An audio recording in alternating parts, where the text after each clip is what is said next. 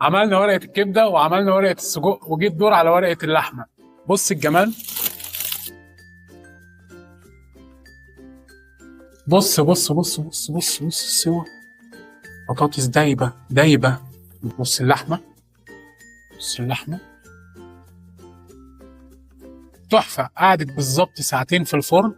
اعمل سيف للفيديو وجربوها، ومستني رايكم في الكومنتات، وبالهنا والشفا عليكم. نعمل احلى ورقه لحمه تستاهل بقكم وفي طشه سالم. معانا كيلو من اللحمه متقطعه شرايح بالشكل ده، بالسمك الرفيع ده، ومعانا 3 بصلات متقطعين حلقات، ومعانا عدد 2 طماطم، معانا فلفل احمر وفلفل اخضر، وهنضيف عليها بطاطس، ومعانا قطعه صغيره من الدهن تدينا طعم حلو جدا.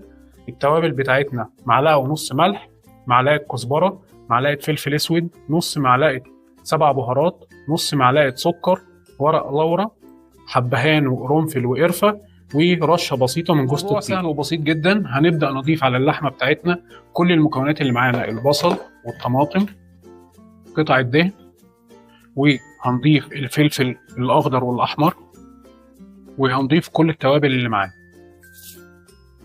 وهنقلب كل ده كويس جدا.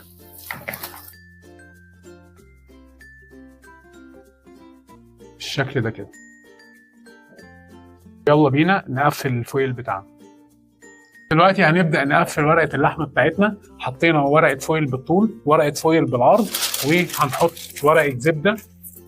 تمام. وننزل بشوية من البطاطس بتاعتنا، وبعدين ننزل بكمية من البصل والفلفل بتاعنا، وبعدين فوق الوش نحط كمية من اللحمة بتاعتنا، ونقفل الورق على كده. وبعدين نحط قرن الفلفل الجميل ده، ونبدأ نقفل الورقة بتاعتنا.